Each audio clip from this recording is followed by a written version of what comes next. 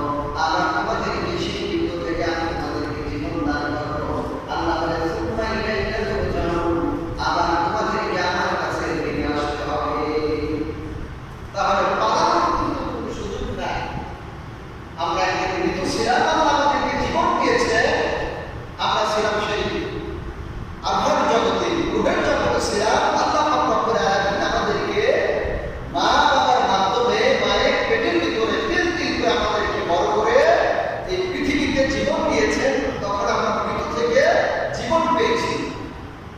আবার আমরা মৃত্যুবরণ করব, সেটা কি আমাদেরকে কবরে যেতে হবে। আমরা রূহের জগৎ থেকে আমরা মায়ের পেটের ভিতরে আসছি, মায়ের পেট থেকে আমরা এই পৃথিবীতে আসছি, পৃথিবী থেকে আমাদেরকে কবরে যেতে হবে। সেই কবরে যাওয়ার পরে আল্লাহ পাক রব্বুল আলামিন বলতেছেন যে আমি আবার তোমাদেরকে জীবন দান করব। তাহলে কিন্তু আমাদেরকে কি নাই, নাই। আল্লাহ তোমার কোনো অস্তিত্ব ছিল না, এই কথা আল্লাহ রাব্বুল আলামিন কোরআন কারীমে 29 নম্বর পারা 76 নম্বর সূরা সূরাতুল তাহর এটা কোরআনের মধ্যে বলেন, আল্লাহ তাআলা ইনসানি হিনুন মিনাদ দাহরি লাম ইয়াকুন শাইআন মাযকুরা।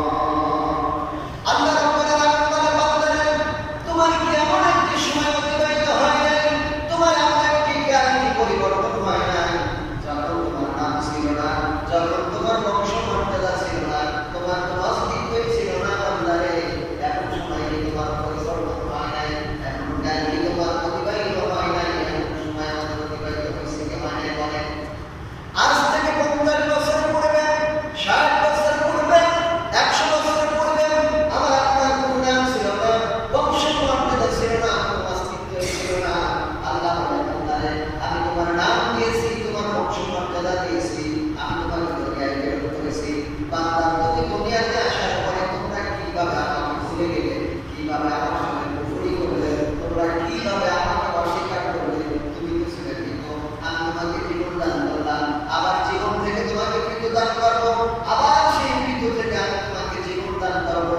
বান্দারে তুমি জায়গায় থাকতে দাও, তোমাকে আমার কাছে ফিরে আসতে হবে। জায়গা ঘোষণা বলেন, কার ঘোষণা এটা? আল্লাহর ঘোষণা। আমি আপনাকে যেখানেই জায়গা গেল ঠিক সময় মতো আমাকে আপনাকে আল্লাহর কাছে ফিরে যেতেই হবে। এই জন্য পৃথিবীতে আসার পরে বান্দা তুমি কি করেছ? আল্লাহ পাক রব্বুল আলামিন তার বান্দা বান্দীদের কাছ থেকে হিসাব নেবেন। মানে বান্দা বান্দী তোমরা দুনিয়াতে যাওয়ার পরে কি করেছো আমার কাছে তোমাদেরকে ধরা দিতে হবে, আমার কাছে তোমাদেরকে হিসাব দিতে হবে।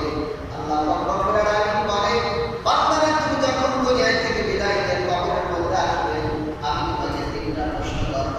ফেরেশতাদের মাধ্যমে আমি তোমাদেরকে 3টা প্রশ্ন করব।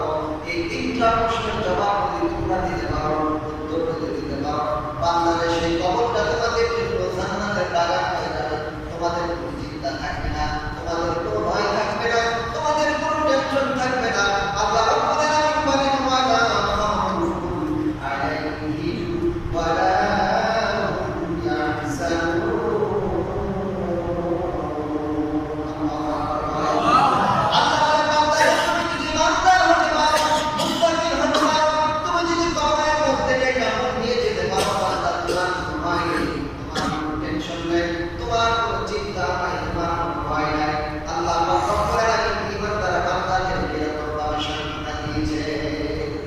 তাহলে কবরের মধ্যে যাওয়ার পরে আমাদের প্রশ্ন হবে কয়টা বলেন? ধরে বলেন কয়টা? এই 3টা প্রশ্নের জবাব কিন্তু আমরা সবাই জানি। এই 3টা প্রশ্ন জানি, উত্তর জানি। একেবারে 3টা প্রশ্ন একেবারে সহজ। এই দুনিয়ার মুখ থেকে 3টা প্রশ্ন আমরা জানি, আবার 3টা প্রশ্নের যে উত্তর, এর জবাব কোনটা সেটাও আমরা কিন্তু জানি। কিন্তু কবরে যাওয়ার পরে এই 3টা প্রশ্ন আমি আজকে দিতে পারবো না। এখন বলতে পারেন হুজুর, প্রশ্নও জানি, উত্তরও জানি, কিন্তু কবরে যাওয়ার পরে দিতে পারবো না, এটা কেমন কথা? উত্তর জানা থাকা সত্ত্বেও আমরা দিতে পারবো না। আচ্ছা বলেন তো দেখি, এই যে 3টা প্রশ্ন করবেন, অনিকুল্লাহি রব্বাহ, এই অর্থ হলো তোমার রব কি? আমাদের রব কি বলেন? ধরে বলেন কে? আল্লাহ। আমাদের রব হচ্ছে আল্লাহ। যদি ইমানদার ব্যক্তি হয় বলবে রব্বি আল্লাহ।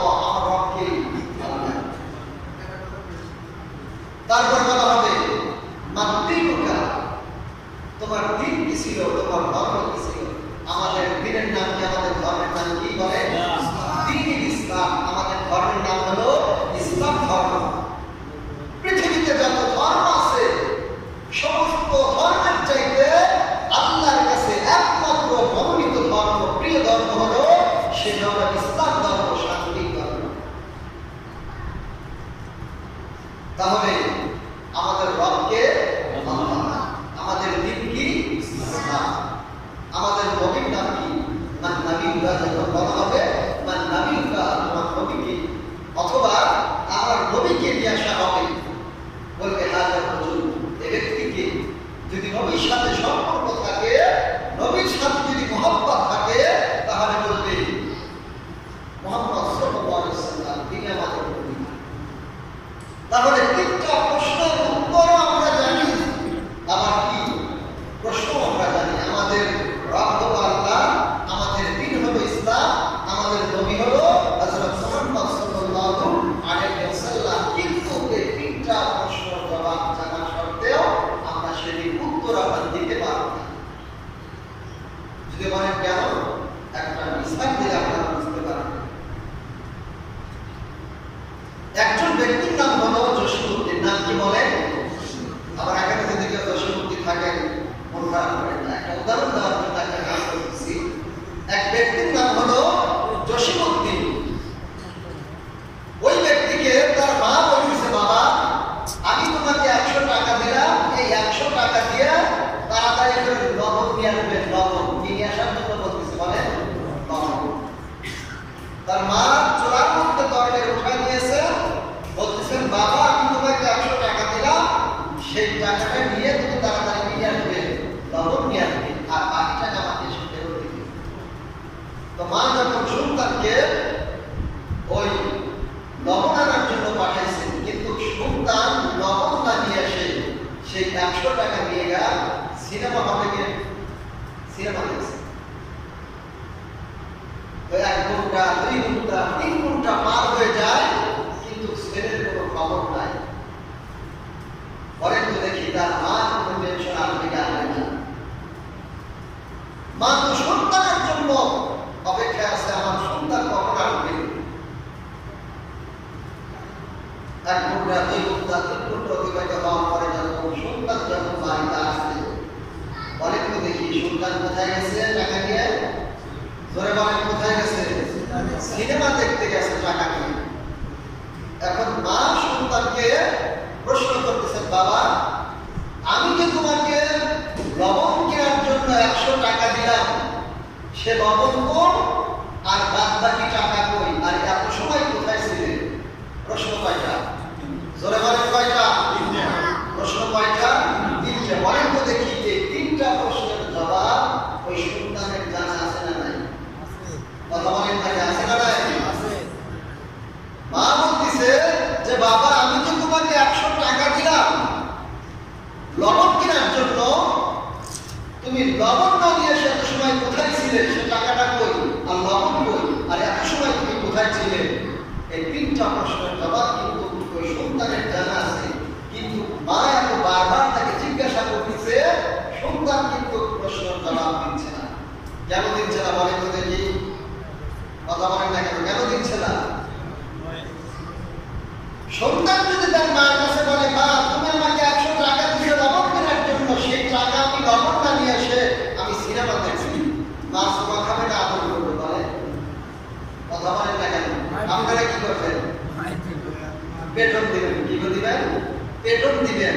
কিন্তু মা তাকে 3টা প্রশ্ন করতেছেন, বাবা আমি তোমাকে টাকা দিলাম, সে টাকা দিয়ে তুমি লবণ না নিয়ে এসে কোথায় ছিলে, আর বাদ বাকি টাকা দাও, আর এত সময় কোথায় ছিল বলো। সন্তানের কিন্তু 3টা প্রশ্নের জবাব জানা আছে, তারপরে উত্তর দিচ্ছে না। কারণ আমি যদি বলি যে মা তুমি আমাকে যে টাকা দিছিলে সেই টাকা দিয়ে আমি সিনেমা দেখছি, তাহলে কিন্তু মা তাকে বলবে, এই ভয়ে কি বলতেছে না, জবাব দিচ্ছে না। তাই আমরা যখন কবরের মধ্যে যাব, আমাদেরকে যখন বলা হবে আমার রব্বুকা, তোমার রবকে, আমরা কিন্তু জানি আমাদের রব হলো আল্লাহ। এই আল্লাহ জানার সত্ত্বেও আমরা ভয় করব না। যখন তোমাকে বলা হবে ইমান দিনুকা, তোমার দিন কি, আমার দিন ছিল ইসলাম, ভয় বলবো না। তোমার নবীকে ছিল, কেন বলবো না? যখন আমি বলবো আমার প্রভু আল্লাহ ছিল, তখন ওই ফেরেশতারা বলবে তোমার প্রভু যে তোমার আল্লাহ ছিল, তোমার প্রভুর জন্য তুমি কি করছো, এখন তুমি তোমার এই আমল নামে রাখো। হাদিস শরীফের মধ্যে আছে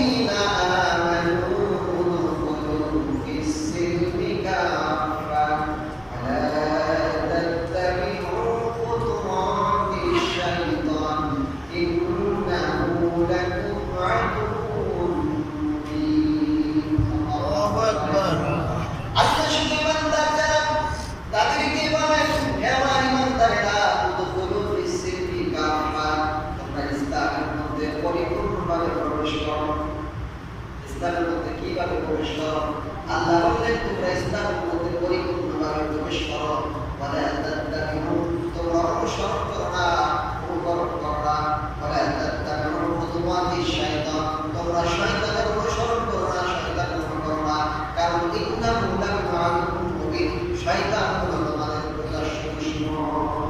শয়তান আমাদের কি বলে? শয়তান হলো আমাদের জন্য প্রকাশ্য দুশমন। শয়তান হলো আমাদের জন্য প্রকাশ্য দুশমন। আল্লাহ এটা সতর্ক করে দিলেন যে তোমরা যদি ইসলামকে মানো, ইসলামকে তোমাদেরকে কমপ্লিট করে মানতে হবে। একটা আল্লাহর হুকুম মানবে আর একটা মানবে না, তা হবে না, তা হবে না। ইসলাম যদি তোমরা মানতে চাও, ইসলাম তোমাদের কমপ্লিট করে মানতে হবে। আল্লাহ যে বিধিবিধান তোমাদেরকে দিয়েছেন, সেই বিধিবিধানগুলো তোমাদেরকে কখনো ভাবে আদায় করতে হবে। একটা তুমি মানবে আর একটা মানবে না, এটা কখনো হতে পারে না। এখন আমরা মশার কামড় থেকে বাঁচার জন্য আমরা রাতের বেলা কি করে বলেন? মশারি টানাই। কিসের জন্য? শুধুমাত্র মশার কামড় থেকে বাঁচার জন্য আমরা মশারি টানাই। এখন মশারি টানানোর পরে যদি আমরা মশারির বাইরে আমাদের একটা হাত অথবা একটা পা দিই, বলেন তো দেখি মশা কামড়াবে কি কামড়াবে না? কথা বলেন না? মশা তো সুযোগ পাবে। মশার কামড় থেকে বাঁচতে হলে কি করতে হবে? আমার পুরো দেহটাকে মশারির মধ্যে রাখতে হবে। মশারির বাহিরে যদি আমার একটা হাত একটা পা যদি থাকে, মশা যেরকম আমাকে আপনাকে কামড় দিবে, তো ইসলামের মধ্যে আল্লাহ পাক রব্বুল আলামিন যে সমস্ত বিধিবিধান আমার আপনার জন্য ফরজ করে দিয়েছেন, একটা মানব আর একটা যদি না মানি, শয়তান আমাকে আপনাকে গোমরাহ করে দেবে। শয়তান তো আল্লাহর কাছ থেকে প্রতিশ্রুতি নিয়েছেন, ওয়াদা নিয়েছেন যে আল্লাহ আমাকে এমন শক্তি আপনি দিয়ে দেন যে আমি আপনার মুমিন বান্দাদের মানুষের কলমের ভিতরে যাব এবং বের হব। এমনকি মানুষের প্রত্যেকটা পশমের গোড়ার ভিতর দিয়ে ঢোকতে আঘাতে বের হবে। আল্লাহ পাক শয়তানকে এমন কি দিয়েছেন, ক্ষমতা দিয়ে দিয়েছেন। এই জন্য আল্লাহ বারবার সতর্ক করে দিলেন যে ইমানদার যারা বান্দা তাদেরকে আল্লাহ বললেন যে তোমরা ইসলামের মধ্যে পরিপূর্ণভাবে প্রবেশ করো।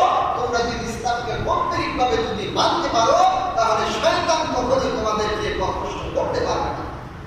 এই জন্য আল্লাহ বলেন উদখুলু ফিস-সিলমি কাফা। আল্লাহ অর্ডার করেছেন তোমরা ইসলামের মধ্যে পরিপূর্ণভাবে প্রবেশ করো। ওয়ালা তাত্তাবিউ খুতুওয়াতিশ শাইতান, তোমরা শয়তানের পদক্ষেপ অনুসরণ করো না, শয়তানের কথা তোমরা মেনে নিও না। ইন্নাহু লাকুম আদুউম মুবিন, কেননা শয়তান হলো তোমাদের জন্য প্রকাশ্য শত্রু। দেখেন আমাদের প্রথম মন্দির হলো কবর। এমন একটা নাম, এই নামটা শোনার পরে কিন্তু ভয় লাগে। কবর, পৃথিবীতে তো কত নাম আছে, এই নাম শুনলে কিন্তু ভয় করে না, কিন্তু কবর নাম শুনলে ভয় করে।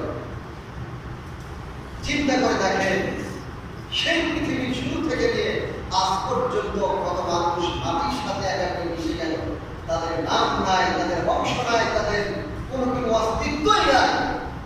আজ থেকে 200 বছর আগেকার কথাই বলি, আপনার যারা পর্দাদা আছে তারা যে মারা গেছে, আমরা তো দাদা বা দাদার বাপের নাম জানি না, বাবার নাম দাদার নাম, কিন্তু দাদার বাপের নাম কি এটাই আমরা অনেকেই জানি না।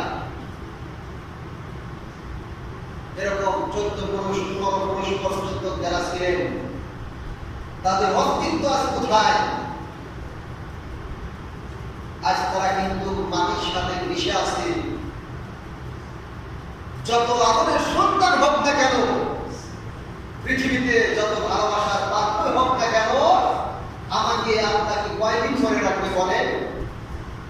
সেই জানাজার নামাজ শেষ করে দেখেন কত নিষ্ঠুর। আমি আপনার এখন মারা যাব, মারা যাওয়ার পরে আমার যদি 3 তলা 4 তলা 10 তলা যদি অট্টালিকা থাকে, আমাকে কিন্তু সেই বিল্ডিং এর মধ্যে রাখবে না। কত চিন্তায় করে, চুরি করে, মিথ্যা করে, মানুষকে ঠকিয়ে, মানুষকে কষ্ট দিয়ে, ভাইয়ের জন্য আত্মসাৎ করে, বাবাকে এরকম ভাবে হুমকি দিয়ে, দামকি দিয়ে, কত সন্তান আছে কি করে, কখনো সন্তান কি করে সম্পদগুলো রেখে নেয়। আজ পর্যন্ত পৃথিবীতে একেবারে হিরো থেকে নিয়ে জিরো পর্যন্ত কত মানুষ দুনিয়া থেকে বিদায় নিয়েছে। বলেন তো দেখি, মৃত্যুর পরে কি এই সম্পদগুলো তার সাথে নিয়ে যেতে পারছে? বলে নিয়ে যেতে পারছে? কেউ কিন্তু এই সম্পদগুলো নিয়ে যেতে পারে না। কতক্ষণ পর্যন্ত সে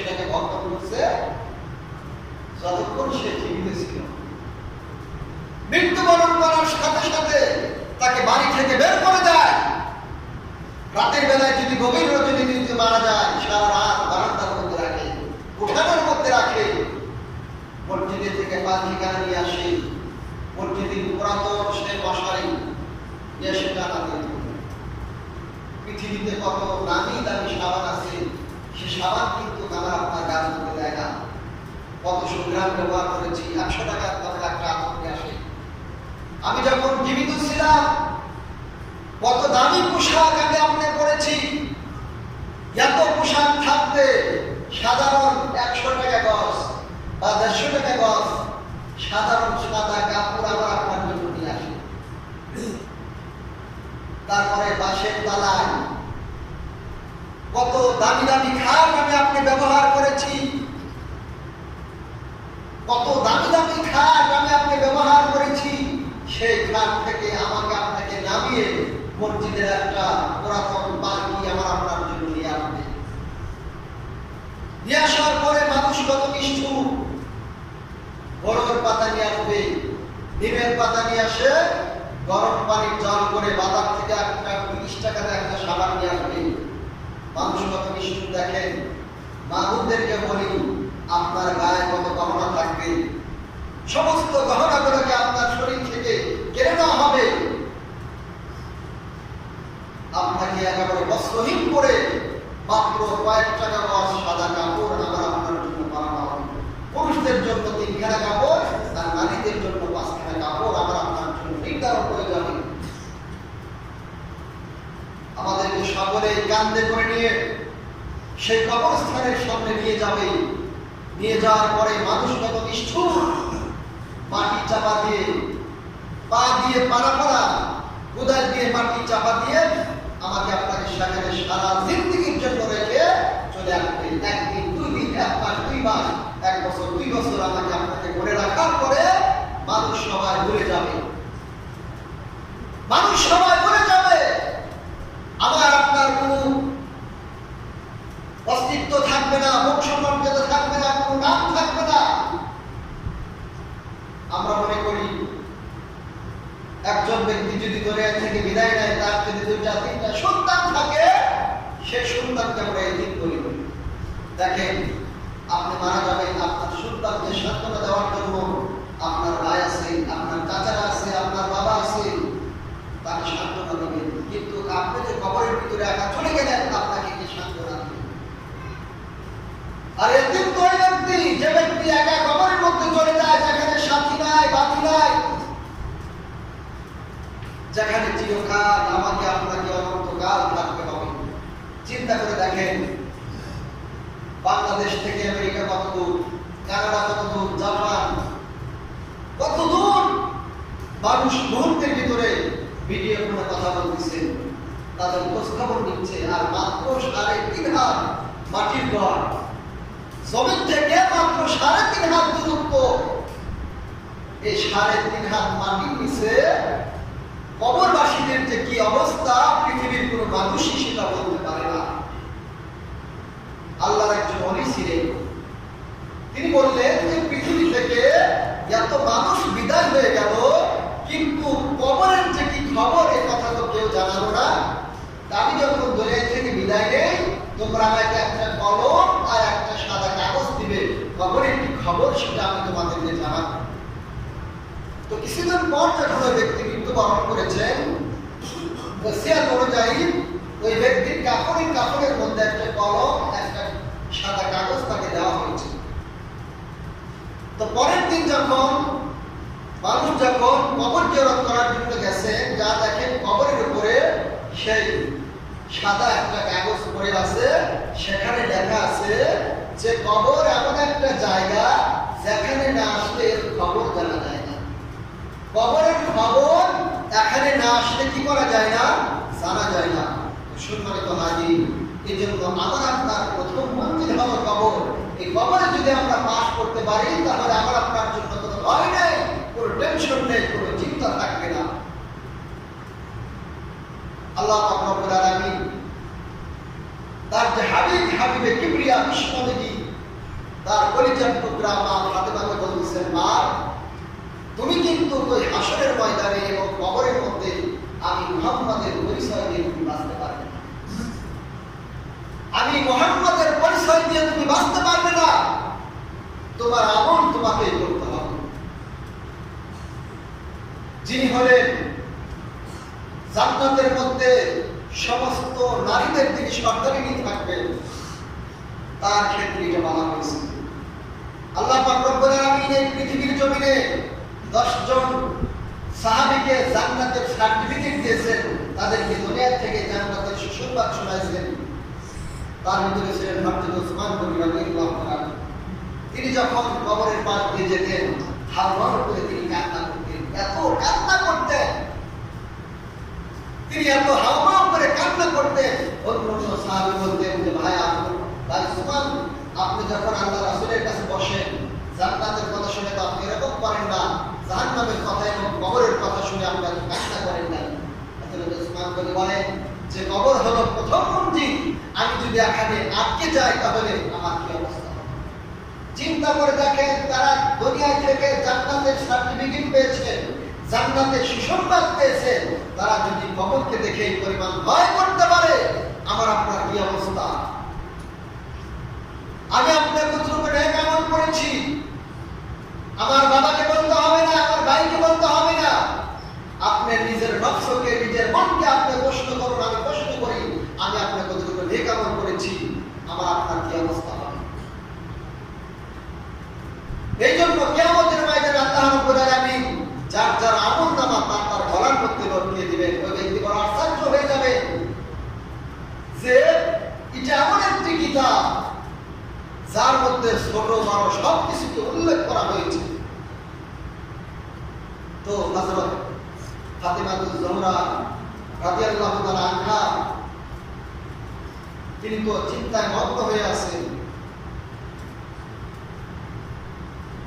হযরত ফাতিমা রাদিয়াল্লাহু তাআলা আনহা তিনি যখন দুনিয়া থেকে বিদায় নিলেন, এর পূর্ব মুহূর্তে তার স্বামী হযরত আলী রাদিয়াল্লাহু তাআলা আনহুকে বলতেছেন যে আমার স্বামী, আমি তো আপনার সাথে দীর্ঘদিন পর্যন্ত সংসার করেছি, আমার দ্বারা যদি আপনার কোনো কষ্ট হয়ে থাকে আল্লাহর রাস্তা আমাকে মাফ করে দিন।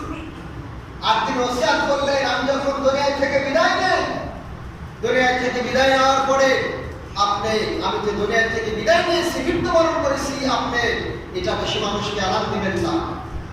আজ আমরা মা বোনরা মারা গেলে বারবার মাইকে আরাম করি। হযরত ফাতেমা বললেন যে আমার প্রাণের স্বামী, আপনি আরাম করবেন না। বিশ্বনবীর ইন্তেকালের পর কিছুদিন পরে মা ফাতেমা দুনিয়া থেকে বিদায় নিলেন। হযরত আলীকে বললেন যে আমাকে রাতের বেলায় দাফন করবেন, আমাকে দিনের বেলায় দাফন করবেন না। আমাকে যদি দিনের বেলায় দাফন করেন তাহলে মানুষ উপলব্ধ করবে, দেখবে যে মুহাম্মদ সাল্লাল্লাহু আলাইহি ওয়াসাল্লামের কন্যা ফাতেমা কতটুকু লম্বা ছিল, কতটুকু চওড়া ছিল, কতটুকু মোটা ছিল, মানুষ এটা দেখবে, তখন আমার পর্দার খিলাফ হবে। এই জন্য আমাকে রাতের বেলায় কয়েকজন মানুষকে দিয়ে আপনি দাফন করে দিবেন। কিছুদিন পর হযরত ফাতিমা রাদিয়াল্লাহু তাআলা আনহা তিনি ইন্তেকাল করলেন। বিশ্বনবীর সাহাবী হযরত আলী রাদিয়াল্লাহু তাআলা আনহু তার স্ত্রীর ওসিয়ত অনুযায়ী রাতের বেলায় তিনি তাকে দাফন করার জন্য রওনা দিলেন। কবর খনন করার পরে, কবরস্থ করার পরিবার আল্লাহর নবীর একজন সাহাবী হযরত আবু যর গিফারী রাদিয়াল্লাহু তাআলা আনহু তিনি এরকম ভাবে হেডি করে রাত নিয়ে বসে আছেন, দাঁড়িয়ে আছেন। হযরত ফাতেমাকে যখন কবরের মধ্যে রাখা হলো, হযরত আবু যর বলেন, কবর তুমি কি জানো তোমার মধ্যে আজকে কাকে রাখলাম, তোমার মধ্যে কাকে সমর্থ করলাম? তিনি বলেন আখির জামানার পয়গম্বর বিশ্বনবী জনাব মুহাম্মদুর রাসূলুল্লাহ সাল্লাল্লাহু আলাইহি ওয়াসাল্লাম তার পরিচয় টুকরা ফাতেমাকে রাখলাম। খবরদার তুমি ফাতেমার সঙ্গে বেয়াদবি করবে না। কবরের মধ্যে থেকে কোনো আওয়াজ নাই। এবার হযরত আবু যর বলে, কবর তুমি কি জানো তোমার মধ্যে আমি কাকে রাখলাম? যিনি হলেন শেরে খোদা হযরত আলী রাদিয়াল্লাহু তাআলা আনহু তার প্রাণপ্রিয় স্ত্রী ফাতেমাকে রাখলাম। কবরের ভিতর থেকে কোনো আওয়াজ আসে না। এবার হযরত আবু যর বলে, কবর তুমি কি জানো তোমার মধ্যে কাকে রাখলাম? যিনি হলেন জান্নাতের মধ্যে যত যুবক থাকবে সমস্ত যুবকদের এই সন্তান থাকবে। হাসান হুসাইনের মাকে রাখলাম। কবর তুমি খবরদার তুমি ফাতিমার সঙ্গে বেয়াদবি করো না, কবরের ভিতর থেকে কোনো আওয়াজ নাই। এবার হযরত আবু যর গিফারী রাদিয়াল্লাহু তাআলা আনহু চিৎকার করে আওয়াজ করে বলে, কবর তুমি কি জানো তোমার মধ্যে কাকে রাখলাম? যিনি হলেন জান্নাতের সমস্ত নারীদের সন্তানিনী থাকবেন, তিনি হলেন ফাতিমাতুজ জোহরা। কবর আমি সেই জান্নাতের সমস্ত নারীদের সন্তানিনীকে রাখলাম। খবরদার তুমি এই কবর কখনো ফাতিমার সঙ্গে বেয়াদবি করো না। হযরত আবু যর যখন বলতে করলেন, কবরের ভিতর থেকে আওয়াজ আসলো, আবু যর আমি আলীর স্ত্রীকে চিনি না, আমি জান্নাতের সন্তানিনী ফাতিমাকে চিনি না, আমি বিশ্বনবীর মা বিশ্বনবীর কলিজার টুকরা ফাতিমাকে চিনি না, আমি হাসান হুসাইনের মা ফাতিমাকে চিনি না। আমি কবর চিনি যার আমল ভালো আছে, তার আমল যদি ভালো আমল যদি আমি কবরের মধ্যে নিয়ে আসতে পারি, আমি কবরটার জান্নাতের বাগান হয়ে যাব। আর যদি কথা নিয়ে আসে, আমি কবরের মাটি ডান পাশের মাটি আমি বাম পাশে আনবো এবং বাম পাশের মাটি ডান পাশে এসে তাকে আমি করে মিশাবো, তার সমস্ত শরীরের হাড়গুলো আমি চূর্ণ বিচূর্ণ করে দিয়ে দেব। চিন্তা করে দেখে যে নারী হলো সমস্ত জান্নাতি নারীদের জন্য সন্তানিনী থাকবে, তার ক্ষেত্রে যদি কবর এই সমস্ত আওয়াজ দিতে পারে, তাহলে আমার আপনার জন্য কি অবস্থা? হযরত আবু যর সেদিন এমন একটা চিৎকার দিয়েছিলেন, হযরত আবু যর আর কখনো তিনি ঘর সংসার করে নাই। তিনি কবরের ভয়ের সঙ্গে সঙ্গে তিনি দুনিয়া থেকে বিদায় নিয়েছেন। এই জন্য সম্মানিত হাজির, কবর হলো আমার আপনার জন্য প্রথম মঞ্জিল। আসুন আমরা দুনিয়াতে আল্লাহ পাক রব্বুল আলামিন আমাদেরকে যে কদিন হায়াত দিয়েছেন, আল্লাহ পাক রব্বুল আলামিন আমাদেরকে যেন সঠিক রাস্তায় থেকে আল্লাহ পাক রব্বুল আলামিনের ইবাদত বندگی করে কবরের নেক আমল করে কবরের সামানগুলো নিয়ে যাওয়ার তৌফিক দান করুন। সকলে আমিন।